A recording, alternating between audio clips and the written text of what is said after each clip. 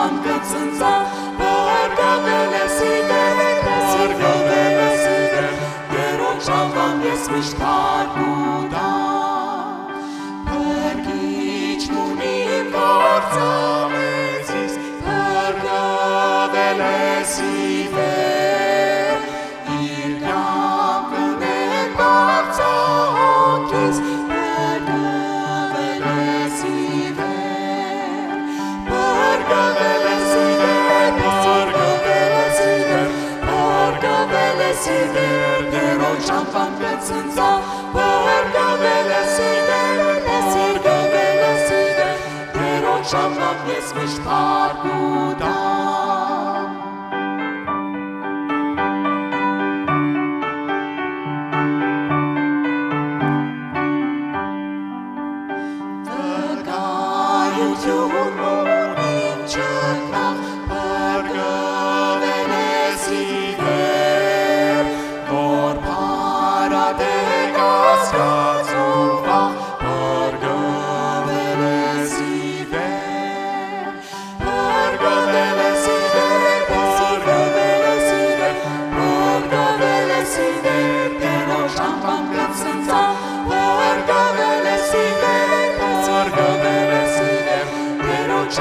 Ես միշտ պարգուտա,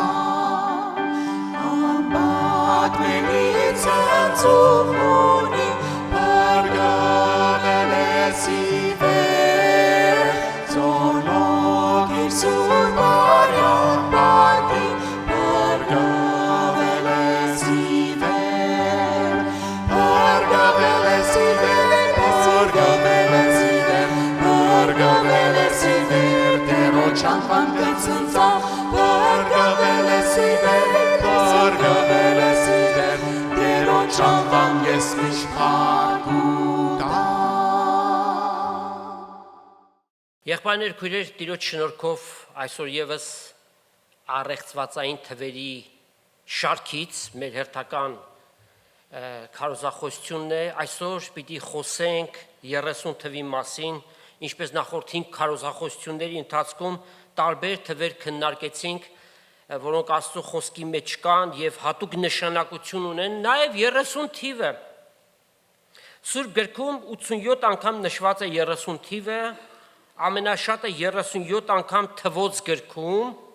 Ծննդոցում 18 անգամ եւ մյուս գրքերի մեջ եւս կան։ Այն խորհրդանիշն է symbolizing հասունություն, maturity, պատասխանատվություն, responsibility եւ ծառայություն կանչի, calling to service God։ Տիրոջ կողմից 30 տարեկանը հասունացման նշան է։ Այս հանգամանքը բոլորովին էլ ոմանց մանավանդ երիտասարդներին թող չվրդովեցնի upset, անգլերեն ինչպես ասում են, որ եթե իրենք 30 տարեկանի չեն հասել, ուրեմն իրենք հասուն չեն, եւ սատանան միտ չբերի, եթե հասուն չես, ուրեմն տհաս ես։ Immature։ Բոլորովին այդպես չի, not at all։ Քիչ հետո բացատրության կհասնենք, իսկ միջ այդ ասենք, որ Աստծո խոսքի մեջ այս ուրեմն թվերը հատուկ նշանակություն ունեն։ 30 ասեցինք, բայց այս պարագային պիտի նայենք Աստծո որոշումին եւ ժամանակին։ Ինքն է հաստատում այդ ժամանակները։ Օրինակը մեզ տրված է, սակայն տարբեր պարագաների մեջ տարբեր է։ 30 թիվը առաջին անգամ հանդիպում ենք Ծննդոց 6-րդ գլխում, Աստված Նոյին պատվիրեց, որ ինչ սարքի, տապանը սարքի։ Եվ Աստված տվեց բոլոր չափերը, Ծննդոց 6-րդ գլուխ 15 համար, տապանի երկարությունը 300 կանգուն։ Ռուսերենով ինչ են ասում, լակտեյ, հա? Լակտեյ։ Եվ անգլերեն cubit։ Ուրեմն դա մոտարապես 450 ոտք է, 137 մետր։ Տապանի երկարությունը մի ֆուտբոլի դաշտ եւ գումարած մոտարապես կեսել այդ չափով, բարձրությունը 30 կանգուն։ 13 մետր, 70 սանտիմետր կամ 45 ոտք։ Հիմա 30 թիվը այստեղից վերցրեցինք, եթե սա որոշակի նշանակություն չունենար, պիտի այնպես երևար, որ ուղղակի թվեցինք անցավ գնաց։ Սակայն երկնքից հրաման եկավ Սողոմոնին, որպեսզի ինքը տաճարը սարքի։ 3-րդ Թագավորաց 6-րդ գլուխ եւ 2-րդ համար, եկեք կարդանք։ Սողոմոն թագավորին Տիրոջ համար շինված տան երկարությունը 60 կանգուն, լայնությունը 20 եւ բարձրությունը 30 կանգուն էր։ Մենք որևէ կապ սրա մեջ տեսնում ենք, թե չէ։ Խորհուրդ տեսնում ենք, թե չէ։ Այդ ինչպես եղավ, որ 31 չէր, 29 չէր, 30, ուրեմն տապանի բարձրությունը եւ 30 տաճարի բարձրությունը։ Տապանը փրկվածների ապաստարանն էր Նոյի եւ իր ընտանիքի, իր 3 տղաները եւ հարցները եւ ինքը եւ կինը 8 հոգիներ ջրեղեղից ազատվեցին։ Այսինքն Աստծո պաշտպանությունը եղավ նրանց։ Տաճարը ինչի համար է սարքված, պաշտամունքի համար, որպեսզի նրանք, ովքեր հավատք ունեն, գնային տաճար եւ պաշտամունք անեին Տիրոջը։ Հետաքրքիր մի բան ասեմ ձեզ։ Իդեպ մեր եկեղեցաշենքը, որ Տիրոջ շնորհքով Աստծուն փառք ենք տալի 25 տարիներ եւ ավելի, դարձած է մեր հոգևոր տաճարը, մեր հոգևոր ընտանիքը, տեղ, որտեղ հավաքվում ենք պաշտամունքի համար, Աստծո խոսքը սերտելու համար։ Այն սարքված է Նոյի տապանի սկզբունքով։ Գծագրերներ ենք տեսել, վերևից նայված այն թե տապանի ձևով է սարքված, թե նաև խաչ որպես, այս երկու թևերը որ կան, այդ խաչի թևերն են հանդիսանում։ Եվ բարձրությունը, ասեք, 30 կանգուն,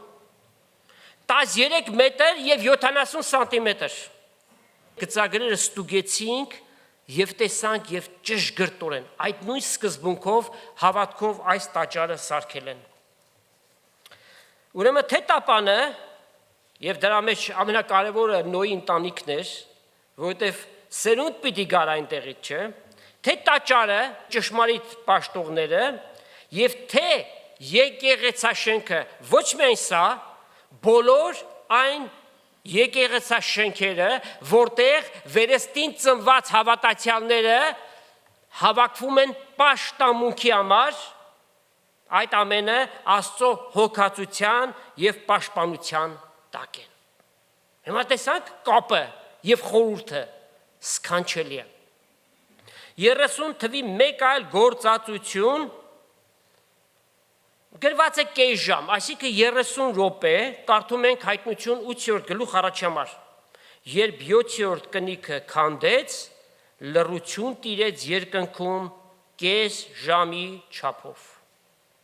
Այս ինչ լռություն է։ Եվ առաջի հակազդեցությունը, որ կարդում կամ լսում եք սա, այդ 30 րոպեն իրենից ինչ է ներկայացնում։ Ինչու 30 րոպե լռություն եղավ։ Առաջինը, որ գալիս է մեր միտքը, որտեղ այնտեղ կանայք չկային։ Լռություն էր։ Սա անշուշտ կատակ էր, բայց հիմա կասեք, ինչ կատակ, եթե դրա, չէ, 20% ասենք, ճշմարտություն չի։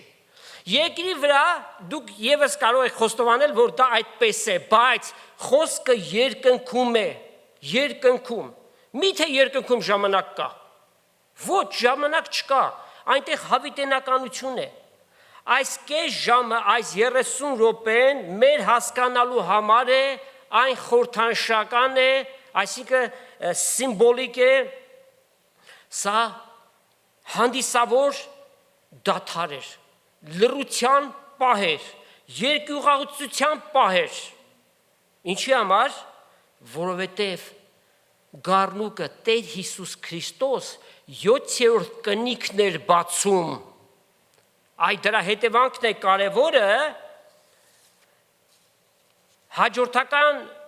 շեփորները պիտի հնչեին եւ դա հանդիսավոր մի պահ էր, որից հետո պիտի հռչակվեր Աստծո դատաստանը։ Հասկանում ենք ինչքան կարևոր մի բան։ Անշուշտ սա դեռ ապագային տեղի ունեցող իրադարձություն է։ Ուրեմն այս լռության մեջ կանանց բացակայության հարց չկա, այնպես որ մի անհանգստացեք։ 30 թիվը նաև տարիք է ծառայության համար։ Ըստ սահմանադրության Միացյալ Նահանգների սենատոր մեկը կարող է դառնալ, եթե արդեն իր 30 տարին բոլորել է։ Հյուսիսային ինչ Կորեա։ Հյուսիսային Քարոլայնայի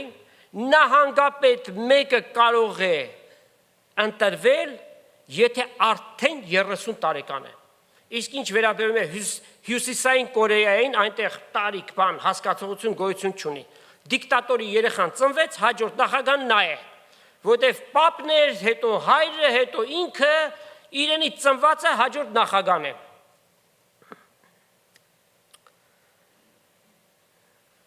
Սուրբ Գիրք եւ Աստծո պահանջ, Թվոց գրքում կարդանք Թվոց 4 գլուխ առաջի 3 համարները։ Տերը խոսեց Մովսեսին եւ Ահարոնին ասելով. Ղեյվի որդիներից Կահաթի որդիներին մարդահամար արա, իրենց տոհմերու եւ իրենց հայրերի տների համեմատ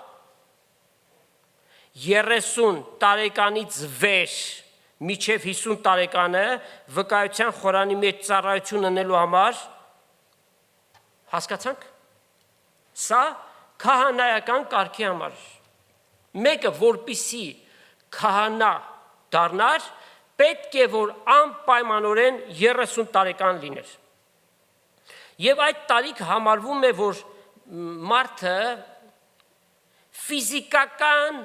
եւ մտային հասունության է հասել, իր մտածողությունը եւ ֆիզիկական տվյալները։ Հետևաբար մեծ պատասխանատվություն կարող է կրել։ Ուրեմն հիշենք, քահանաները պիտի ընտրվեն անպայմանորեն 30 տարեկան եւ ավելի բարձր եղողները։ Շատ դեգերումներից եւ մակարոններից հետո իր եղբայրներից մերժվելուց եւ նրանց կողմից 20 արծաթով ծախվելուց հետո Հակոբի որդին Հովսեփը, Հակոբ Նահապետի որդին Հովսեփը, նրա պատմությունը շատ լավ գիտեք, իր եղբայրների կողմից ծախվեց իսմայելացիներին մի քարավան, որ գնում էր Եգիպտոս։ Եվ այդ ժամանակից սկսած նրա փորձություններին կարծես թե վերջ չկար, հասավ Եգիպտոս, բանտարկություն, պետապրեսի կինը, ոտնձգություն արեց իր հանդեպ եւ շատ ու շատ բաներով, փորձություններով անցավ։ Ի վերջո Աստված նրան բարձրացրեց։ Եվ կարդում ենք Ծննդոց 41-րդ գլուխ 38 համարից։ Եվ Փարավոն ըսավ իր ծառաներուն. կրնակ գտնել ասորպես մեկը, որ իր ներսիդին Աստծո հոգին ունենա։ Փարավոնը Հովսեփի համար է ասում։ Փարավոնը ըսավ Հովսեփին, որովհետև Աստված այս ամենը քեզ գիտցուց, քեզի պես հանճարեղ եւ իմաստուն չկա, դու իմ տանս վրա կեցիր եւ իմ բոլոր ժողովուրդս քու բերանիդ նայի, ես միայն աթոռով քեզ մեծ ըլլամ։ Այլ կերպ ասած, Հովսեփը նշանակվեց Եգիպտոսի վարչապետ, իսկ Փարավոնը խորհրդանշական մի ֆիգուրա էր, ամեն բան որոշում էր Հովսեփը։ Եվ Փարավոնը ասավ Հովսեփին, ահա քեզ Եգիպտոսի բոլոր երկրի վրա կանգնեցի։ Եվ Փարավոն իր ձեռքեն մատանին հանեց եւ Հովսեփի մատը դրավ եւ անոր բեհեզե հանդերձներ հագցուց եւ անոր պարանոցը ոսկի մանյակ անցուց, ապա Զանիկա իր երկրորդ կառքը հեծուց եւ կպորային անոր արչեվեն. ծնրադրեցեք եւ Եգիպտոսի բոլոր երկրի վրա նրան որպես առաջնորդ կանգնացրեց։ Եվ փարավոնը ասավ Հովսեփին. ես փարավոն եմ, առանց քեզի բնավ մեկը իր ձեռքը կամ իր ոտքը չվերցնե Եգիպտոսի բոլոր երկրի մեջ։ Full authority, այսինքն ամբողջական իշխանություն տվեց։ Ինչ որ պիտի տեղի ունենա, անպայմանորեն թույլատրությամբ պիտի լինի։ Փարավոն Հովսեփին անունը Փսիոփթոփան դրավ, որ նշանակում է երկրին փրկիչը, եւ Արեգ քաղաքին Պետափրա Քուրմին աղջիկը Ասանեթը անոր կնության առավ, Հովսեփ Եգիպտոսի երկիրը պտտելու ելավ։ Եվ Հովսեփ քանի տարեկան էր։ 46 համար։ Եվ Հովսեփ Եգիպտոսի փարավոնի թագավորի առջև ելած ատենը 30 տարեկան էր։ Ահավասիկ եւս մեկ անգամ գործածված 30 թիվը 29 չէ, 32 չէ, 35 չէ, այլ 30։ Աստված այդպես է որոշել։ Հին ուխտում շատ կարևոր մի թագավոր կա, ում կոչումը նաև Սաղմոս 2 է, որ 150 Սաղմոսներից 75-ի հեղինակը ինքն է, որ նաև մարգարե կոչումը ունի, որտեղ բազմաթիվ մարգարեություններ ունի գրած գալիք Մեսիայի վրայով, եւ Տեր Հիսուսը նրա ցեղից եկավ։ Ով է այդ թագավորը? Դավիթ թագավորն է, որ երկրորդ անգամ երբ որ Հիսուս գա, Դավթի ընկած խորանը պիտի վերականգնի եւ համաշխարհային թագավոր պիտի լինի հազարամյա թագավորություն հաստատելով, millennial kingdom։ Դա դեռ արժևում է հափշտակությունից 7 տարի հետո Հիսուս փառքով եւ զորքով պիտի գա եւ երկրի վրա հազարամյա թագավորություն պիտի հաստատի։ Դավիթ այնքան նշանավոր էր, որ ներկայիս շատ ազգերի մեջ այս անունը նշվում է, չէ՞, Դավիթ անունը։ Իտալացի Դավիթ կա, իսպանացի կա, պորտուգալացի կա, ինչի՞ չէ, Թբիլիսկի Դավիթ էլ ունենք, Երևանից էլ Դավիթ ունենք, չմոռանանք 10 տարեկան Դավիթը Արտաշատից, որ մեր սերտողության դասերին է միանում։ Նա Աստծո սրտի մարդն էր։ Եվ Աստված նրան թագավոր օծեց։ Կարդանք երկրորդ թագավորաց 5-րդ գլուխ 4-5 համարները։ Դավիթ քանի տարեկան պիտի լիներ, որ թագավոր դարձավ։ Դավիթ 30 տարեկան էր, երբ թագավոր եղավ, եւ 40 տարի թագավորություն հրավ Քեբրոնի մեջ, Հուդայի վրա 7 տարի եւ 6 ամիս թագավոր եղավ, եւ Երուսաղեմի մեջ բոլոր Իսրայելի եւ Հուդայի վրա 33 տարի թագավորություն արավ։ Հին ուխտի հանրայդ շատ մարգարեներ կային։ Նրանցից մեկի անունը Եզեկել է, ով որ Քրիստոսի երկրորդ գալստյան վերաբերյալ բազմաթիվ գրություններ ունի։ Նրա մարգարեությունն էլ շատ յուրահատուկ մարգարեություն է եւ անպայմանորեն մյուսների հետ առնչվող կապակցվող է, միմյանց մոտ պիտի բերես ընդհանուր պատկեր ունենալու համար։ Երբ Եզեկելը ինչ? Առաջի գլուխ եւ առաջի համարից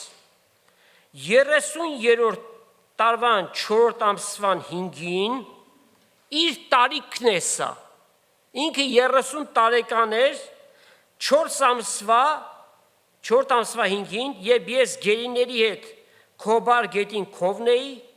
երկինքը բացվեց եւ Աստծո տեսիլքները տեսա։ Ամսվա 5-րդ օրը Հովակին թագավորին գերության 5-րդ տարին, որ է Քրիստոսից առաջ 593 թվականը, Քաղդիացիների երկրի մեջ Քոբար գետին քով Բոուզին որդին Եզեկել քահանային հայտնապես Տիրոջ խոսքը եղավ եւ հոն անոր վրա Տիրոջ ձեռքը եղավ։ Տեսա թե հյուսիսային կողմեն մրկալից հով մեծ ամպ եւ բռնկված կրակ կուքար, որուն բոլորտիքը պայծառություն կար, եւ կրակի միջեն ոսկե պղնձի նմանությունով մեկը գերեվար։ Ով է այդ մեկ անձնավորությունը։ Նա է ում որ Հովանես առաքյալը հայտնություն առաջի գլուխ տեսավ եւ այնպիսի փառքի մեջ տեսավ, որ վախից ուղակի գետին տապալվեց, ասում է մեռելի նման գետին ընկա։ Այն Հիսուսին, ում հետ 3.5 տարի քայլել է, իր գլուխը նրա կրծքին է դրել, միասին ճաշել են, Հիսուս իրեն շատ էր սիրում, բայց Հիսուս փառքի մեջ էր եւ այդ փառքի պայծառությունից ինքը գետին տապալվեց։ Եվ այնտեղ հրեշտակներ են նկարագրված, կենդանիներ եւ այլն, մենք կարդանք նաեւ 26 համարից 28 համարը եւ անոնց գլխու վրայի հաստատությունից վեր շափյուղյա քարի երևույթով աթոռի նմանություն մկար, այն աթոռի նմանությանը վրա մարդու կերպարանքով եւ նմանությունով մեկը կար։ Ինչ է։ Մարգարեն ինչ որ մի մարդու պիտի պատկերեր։ Սա միայն Տեր Հիսուս Քրիստոսն է։ Անոր մեջքին երևույթին վեր ոսկե պղնձի նման բոլոր տիքը ու ներսը կրակի նմանության պես տեսա եւ մեջքի երևույթին վար կրակի նմանության պես տեսա, որ պայծառությամբ շրջապատված էր։ Ինչպես է անձրևոտ օրը ամպի մեջ երևացող ծիածանի երևույթը։ Անձրև եկավ եւ հանկարծ հետո ծիածանն է բարձվում։ Ինչ սքանչելի տեսարան է, չէ՞։ Այնպես էր այն շրջապատված պայծառության երևույթը, ասիկա Տիրոջ փառքի նմանությանը երևույթն էր։ Ուրեմն մարգարեն փառքի մեջ տեսավ Տեր Հիսուսին։ Բոլոր մարգարեները նախաձայնում էին, որ Մեսիան պիտի գա, որովհետև խոստում կար, որ Աստված նրանց փրկություն պիտի բերեր, եւ գիտեին, որ Մեսիան պիտի գա։ Երբ որ ժամանակները լրացավ, Աստված հանեց մեկին, ով որ Մեսիայի ճանապարհը պիտի պատրաստեր։ Եվ նրա անունը ինչ էր։ Հովանես Մկրտիչ։ Հովանես Մկրտիչը Հիսուսի զարմիկն էր, որովհետև գրված է, որ Հիսուսի մայրը Մարիամ եւ Հովանեսի մայրը Եղիսաբեթ իրենք ազգականներ էին, հետևաբար Հիսուսի զարմիկն է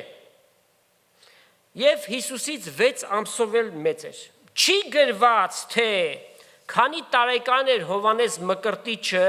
երբ գործունեությունը ծավալեց։ Քիչ հետո տրամաբանորեն կհասկանանք,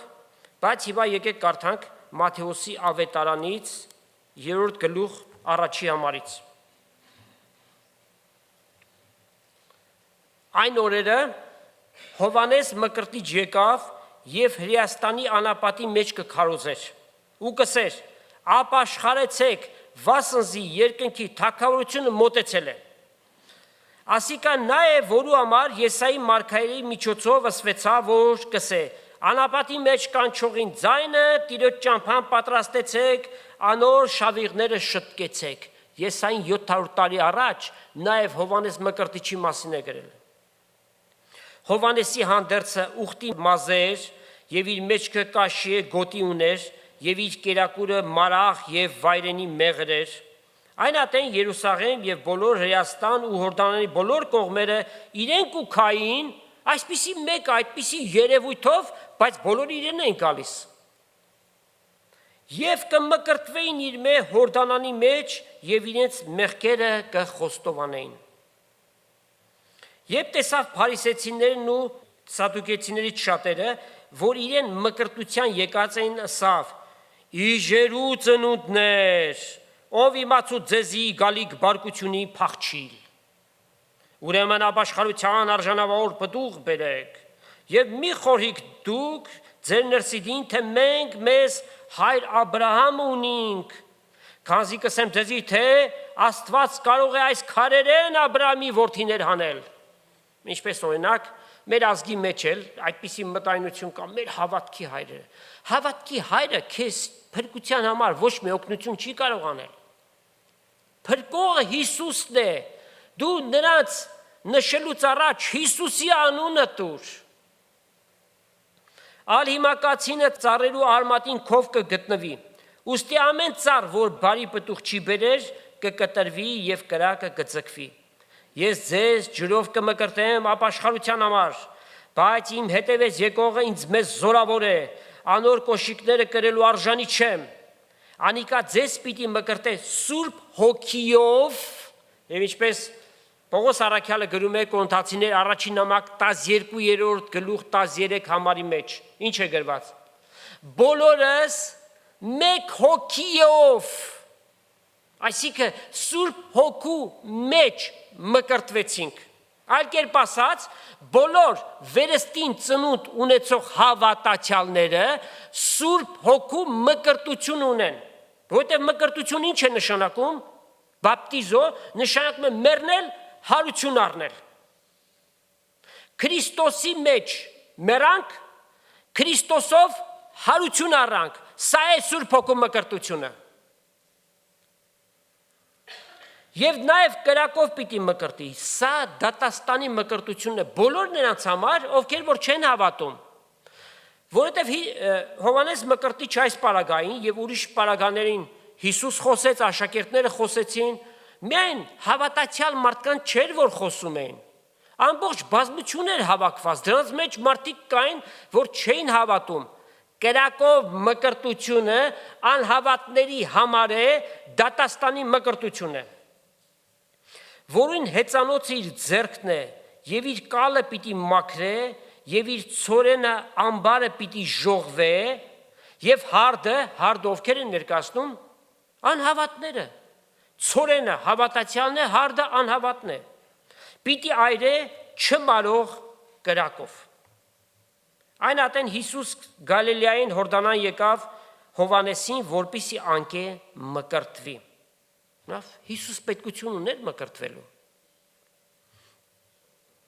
Հովհաննես կարգիլեր զանիկա եւ կսեր. ինձի պետք է որ քեզ մե մկրտվիմ եւ դու ինձի կուքաս։ Հիսուս պատասխան տվավ եւ սավանոր. թող դուր հիմա վասնզի այսպես կվայելե մեզի, որ բոլոր արդարությունը կատարվի։ Մարդիկ գալիս էին Հովհաննես մկրտիչից մկրտվելու համար իրենց մեղքերն էին խոստովանում։ Հիսուս մեղք ուներ, որ խոստովաներ, որպեսզի արդարությունը կատարվի։ Եվ կատարվեց այդ օրը։ Եվ ինչ տեղ ունեցավ։ Ետքը թող տվավ անոր, երբ Հիսուս մկրտվեցավ, շուտ մտ ջուրեն դուրս ելավ եւ ահա երկինքը բացվեցավ եւ տեսավ Աստծո հոգին, որ աղավնի պես կիչներ ու կուքար իր վրա։ Եվ ահա երկնքեն ձայն մսվեցավ, որ կսվեր. սա է իմ սիրելի որդին, որուն հավնել եմ, նրան ուշադրություն դարձրեք։ Այսինքն Հիսուս լինի միայն ձեր հավատքի առածքը։ Միայն նրան նայեք, բոլորը մարդ են, մեղավոր եւ անցվոր։ Հիսուս մարդեղացած Աստված է։ Լավ, այստեղ ոչ մի տարիք նշված չէ։ Մեզ օգնության է հասնում Ղուկասու ավետարանը։ 4 ավետարաններ ունենք, 4-ն էլ մեծամասնությամբ նույն բաները գրել են, բայց իրար լրացրել են։ Ղուկաս 3:23, երբ Հիսուս իր գործը, այսինքն գործունեությունը սկսեց, գրեթե 30 տարեկան էր։ Հիմա տրամաբանություն աշխատացրեք։ Հիսուս 30 տարեկան էր, Հովհաննես մկրտիչը իրենից 6 ամսով մեծ էր։ Քանի տարեկան էր։ 30 տարեկան էր։ Ուրեմն 30 տարեկան որպես առեղծվածային թիվ 28 չէ, 29 չէ, 32, 33 էլ չէ։ Բայց ինչու էր այդ թիվը ընտրված։ Դա կրոնական եւ մշակութային հաստատված սկզբունք էր։ 30-ը որպես տարիք տալիս էր հեղինակություն, իշխանություն, authority եւ լիազորություններ, credential, իր հեղինակություններ բարձանում։ Եթե մեկը պիտի գործունեություն սկսեր հասարակական social activities, այսինքն որպես մի անձնավորություն, որ առաջնորդի կերպար կարող էր ունենալ, անպայմանորեն 30 տարեկան պիտի լիներ։ Եթե մեկը սկսեր խոսել եւ կամ գործել, նրան չճանաչողները պիտի հարցնեն ու հարցնում են. քանի տարեկան է։ Եթե 30 չէր, նրա ոչ խոսքը, ոչ էլ գործը վավերական չէր համարվում։ Ուրեմն 30 տարեկան այս տարիքը դրված էր հատուկ ձևով։ Սկզբում ինչ նշեցինք, որ 30 թիվը հասունության խորհրդանիշն է։ The symbol of maturity. Հիսուսի պարագային դա անգամ քննարկման հարց չէ։ Հիսուս 12 տարեկան էր, երբ որ տաճարում խոսում էր, այդ տարիքից նա արդեն պատրաստ էր արքայության ավետարանը քարոզելու։ Մենք կարդում ենք Ղուկաս 2 գլուխ 47 համարում. նրան ականջ դնողները զարմանում էին, նրա իմաստության եւ պատասխանների վրա ապշած էին։ Մենք զարմանում եւ ապշում ենք։ Ոչ, որտեվ գրված է Կողոսացիս 2 գլուխ եւ 3 համար, նրա մեջ է իմաստության եւ գիտության բոլոր գանձերը։ Հիսուս այդ տարիքում պատրաստ լինելով սպասեց միջև 30 տարեկանը բոլորի, որպեսզի թե իր խոսքը եւ թե իր գործը ընդունելի լինի հասարակության համար։ Անպայմանորեն պիտի հարցնեն, քանի տարեկան է։ Եթե 30-ը բոլորել է, իրավունք ունի այդ բանը անելու։ Ուրեմն քննարկեցինք քահանայական կարգին ինչ հրամայվեց 30 տարեկան այն ժամանակ կարող է քահանա դառնալ, թագավորի տարիք որոշվեց 30 տարեկան,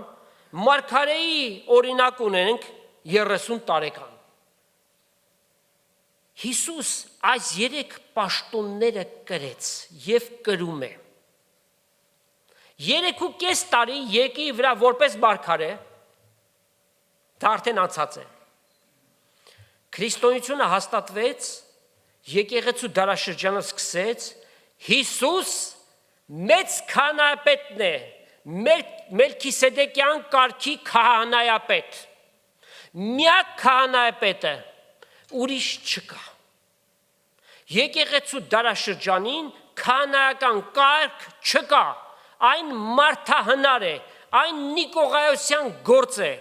այսինքն հատուկ ստեղծել են մի համակարգ մարդկանց վրա իշխելու համար։ Հիսուս մեծ քահանապետն է, որ երկնքում երկնային սրբարանում մեղավորների համար սպասում է, երբ որ նրանք խոստովանեն ինքը հոր առջև միջնորդություն անի, եւ նաեւ հավատացյալների համար, երբ որ մենք մեր մեղքերն ենք խոստովանում, Հիսուս հոր առջև բարեխոսություն է անում իր արյունով։ Հին ուխտի մեջ քահանայի դերը ինչու էր կայանում, ամենակարևոր դերը զոհանելն էր։ Նոր ուխտի դարաշրջանում այդ զոհը, որ աշխարհի սկզբից առաջ որոշված էր, Հիսուս Քրիստոս հավիտենական զոհ արդեն եղած է։ Քահանայի պետքություն չկա։ Ինչի պետքություն կա, որ մեր շրթունքների խոսքը որպես պատարակ Տիրոջ առջև ելնի եւ Աստված փառավորվի այդ ամենի մեջ։ Հիմա Հիսուս մեծ քահանապետն է, իր երկրորդ պաշտոնի մեջ է։ Երբ որ հազարամյա թագավորությունը սկսի, Հիսուս թագավոր, թագավորած եւ տեր տերած պիտի լինի եւ երկրի վրա 1000 տարի պիտի թագավորի եւ նրան ճշմարտապես հավատացողներն էլ այդ թագավորության մեջ բաժին պիտի ունենան։ Լավ, արդյոք այս տարիքը 30-ը պիտի ընդունենք որպես չափանիշ Աստծո դաշտում գործելու համար։ Պատասխանը միանշանակ ինչ է, ոչ է։ Սա կրոնական եւ մշակութային սկզբունք էր եւ Հիսուս պահեց այդ սկզբունքը, որպեսզի իր գործունեությունը ընդունելի լինի, որ նրան չմեղադրեն այդ բանի մեջ, որ դու 30 տարեկան չես դարձած, արդեն շատ բաների մեջ մեղադրում էին։ Բայց եկեղեցու դարաշրջանին նման տարիք դրված չէ։ Սակայն սկզբում ինչ նշեցինք, 30-ը նաև իր հետ բերում է հոգևոր հասունություն։ Հասունությունը շատ կարևոր է։ Մեկը, որ հասարակական գործունեություն պիտի ունենա, հիմնավոր ողջամիտ վարդապետության պիտի տիրապետի։ Այսինքն Աստված պիտի հաստատի այդ բանը։ Այս օրերին, երբ որ սոցիալական կայքերում ամեն հնարավորությունները կա, TikTok-ներ, չգիտեմ, միկմոկներ, ինչեր կա, չգիտենք, հա? Եվ ամեն մեկը ում գլխից ինչ փչում է, գիտի, չգիտի, ճիշտ գիտի, սխալ գիտի, անպայման նկարվում են TikTok-ի մեջ գցվեց։ Նպատակը հետևորդներ հավաք, սխալը սխալի ետևից, սխալը սխալի ետևից։ Ողջամիտ վարդապետություն,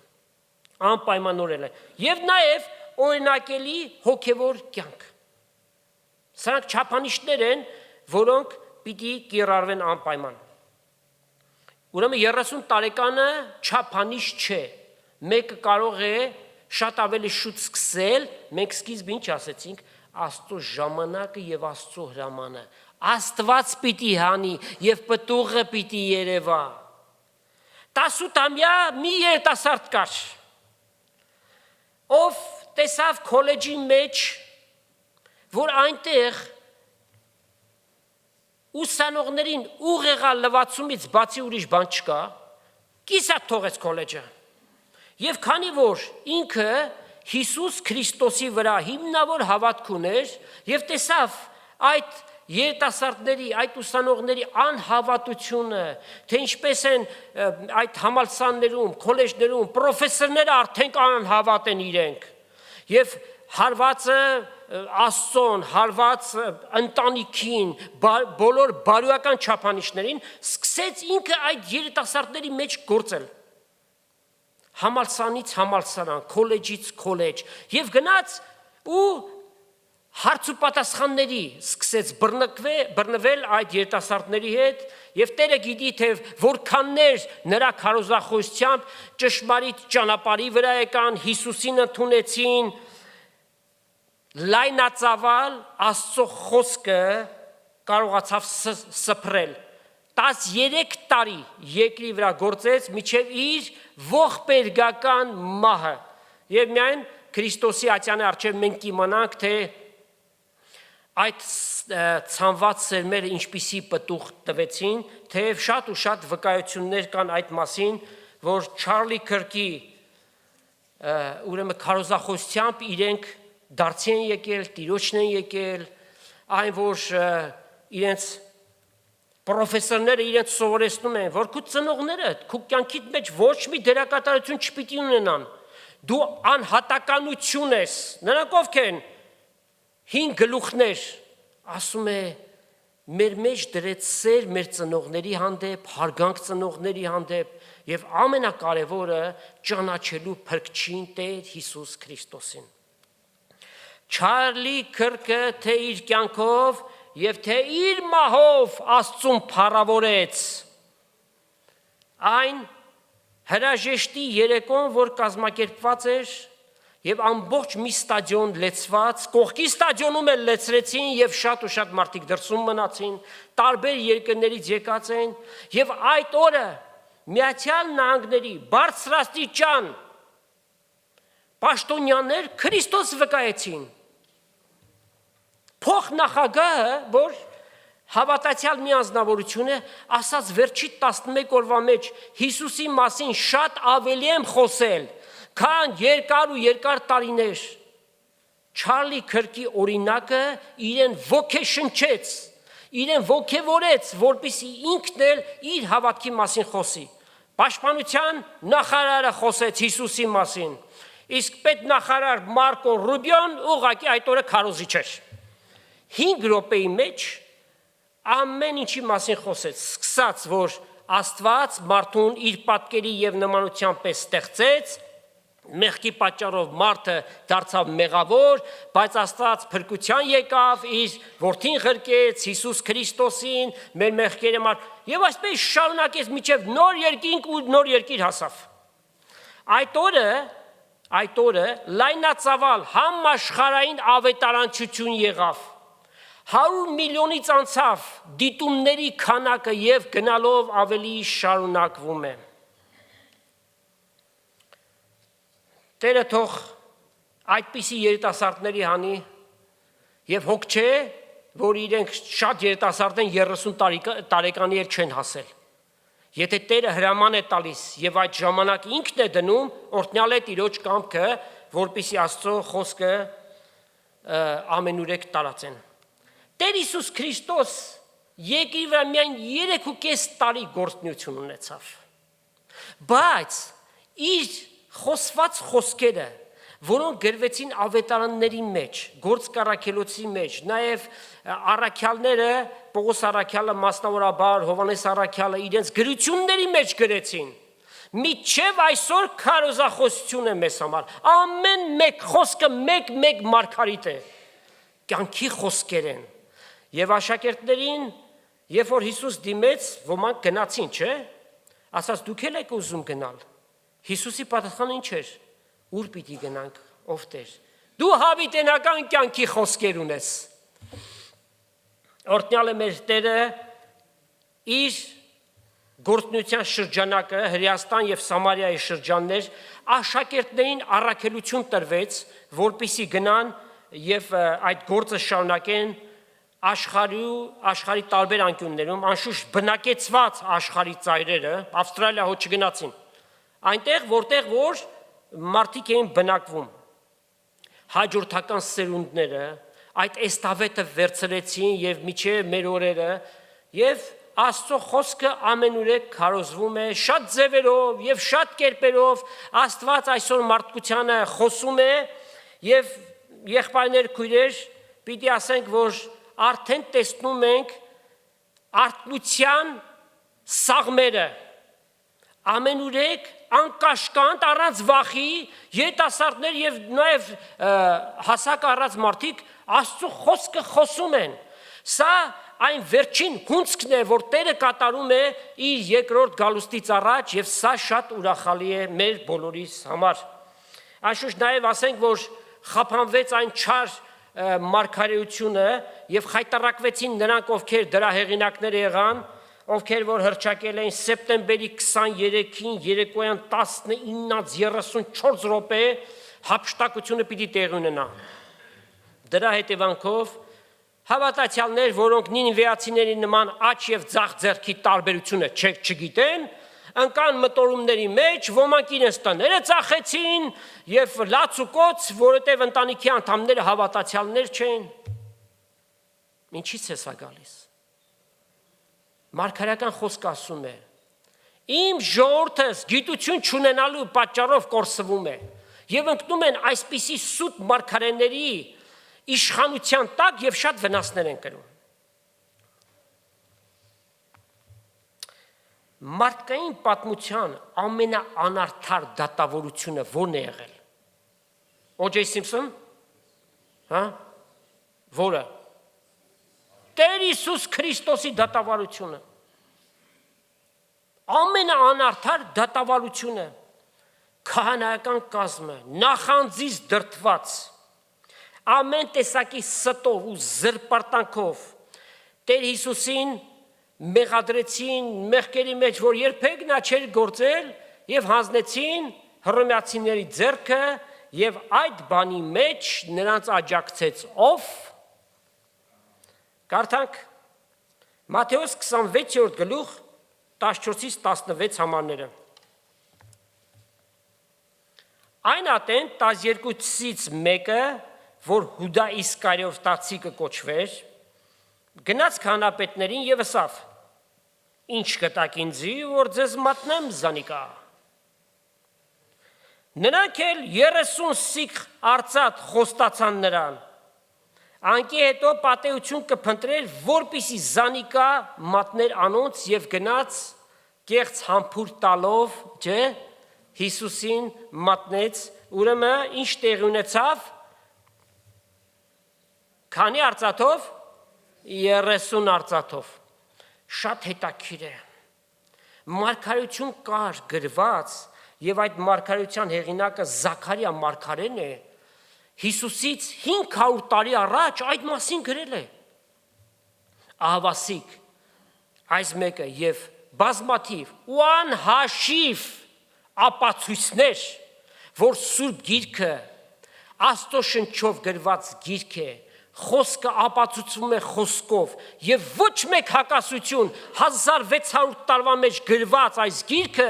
իր մեջ ոչ մի հակասություն չի պարունակում, երբ որ 40 հեղինակներ տարբեր երկրներում, տարբեր ժամանակների մեջ գրեցին եւ ամեն բան հավաքվում է մեկ ամբողջականություն։ Կարդանք Զաքարիայի 11-րդ գլուխ 12-13 համարները։ Անոնցսի, եթե ձեր աշկերուն հաճույք երևնա, իմ վարձքս տվեք, ապա թե ոչ զանցրեք, իմ վարձքիս համար 30 արծաթ կշռեցին։ Տեր ինձ իսավ, զանիկա բրուտին նետե, ասիկա վայլուչ գին մնե, որ անոնք ինձի համար կտրեցին, 30 արծաթ հարի, զանիկա տիրոջ տունը բրուտին նետեցի։ Ինչ որ տեղի ունեցավ Հուդայի հետ 30 արծաթով ծախեց, հետո ասաց անմեղ արյուն մատնեցի։ Այդ դրամ առավ 30 արծաթը գնաց քանապետներին եւ այդ խոսքը ասաց, ասին մեզ ինչ դու ես։ Դետեց կորբանի մեջ, նրանք էլ վերցրեցին, բրուտի արտը գնեցին, որ օտարականները երբ որ գալիս էին ու մահանում էին, այնտեղ թաղեն նրանց։ Այսպիսով իրականացավ այս մարգարեությունը եւ այստեղ էլ այդ առեղծվածային 30 թիվն է։ Ինչ կերպով էլ որ լիներ, Հիսուս մատնությամբ մահվան դատապարտեց։ Եթե անգամ այդ մատնությունն էլ չլիներ, Աստված կանխորոշել էր ի հավիտենից աշխարհի սկզբից առաջ մորթված գառնուկը պիտի գար եւ պիտի զոհվեր։ Եկավ եւ զոհվեց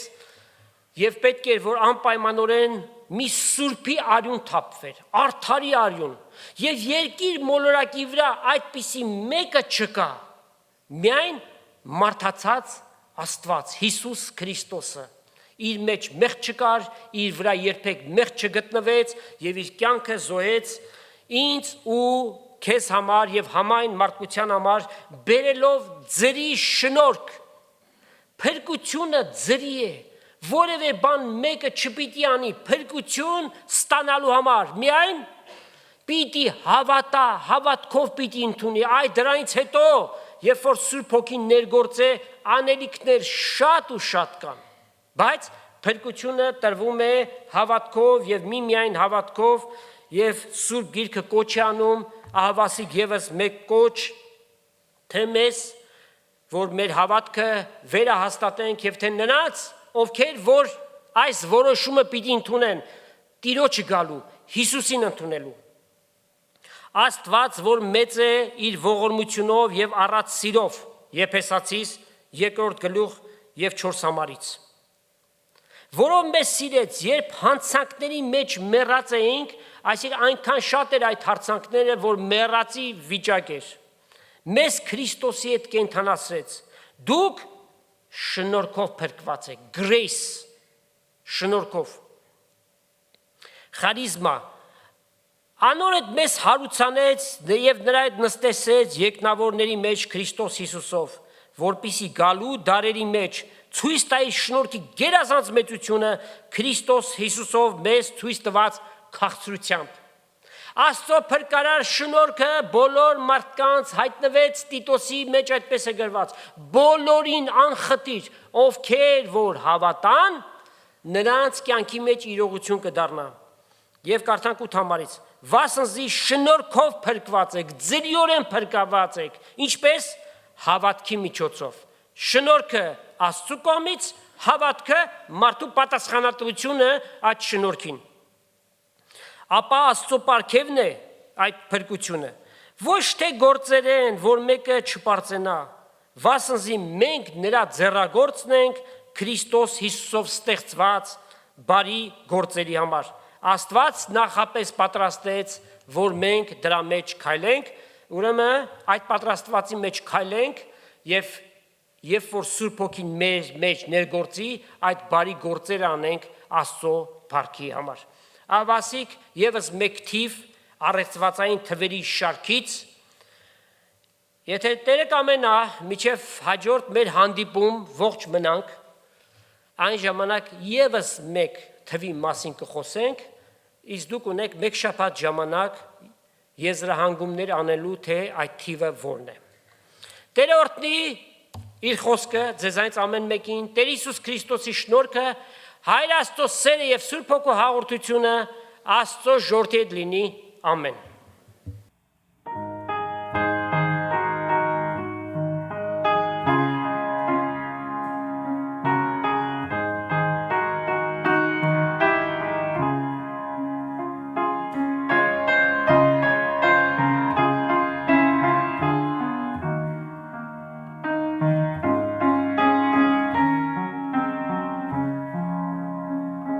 Սիրեմ հայտնել գաղափարս Հիսուսի մասին, բարեկամ սեր ճշմարիտ ու հզորնա, սիրեմ պատմել ինչպես փոխեց կյանքին նովին, անոր գծածն ով ուրիշ մը չկա, Հիսուսի պես ոչ մեկը սիրեց, անոր պես գտած մեկը չկա, ոչ ոք կրնար ծրվել ուտնում մեղնի սրտից, այս որ շատ սիրեց Իսնա, կյանցելեցուն մեղով երբ Հիսուս գտավ զիս, Սիրտս էր հեկտարաբյալ ու վշտալի, հզոր գտած բազուկներուն մեջ առավ զիս, դարավ ճամփան այն ուր պետք է քալեի, Հիսուսի պես ոչ մեկը սիրեց, անոր պես գտած մեկը չկա, ոչ ոք կրնար ծրվել մուտնում մեղնիմ սրտից, այս որ շատ սիրեց Իսնա։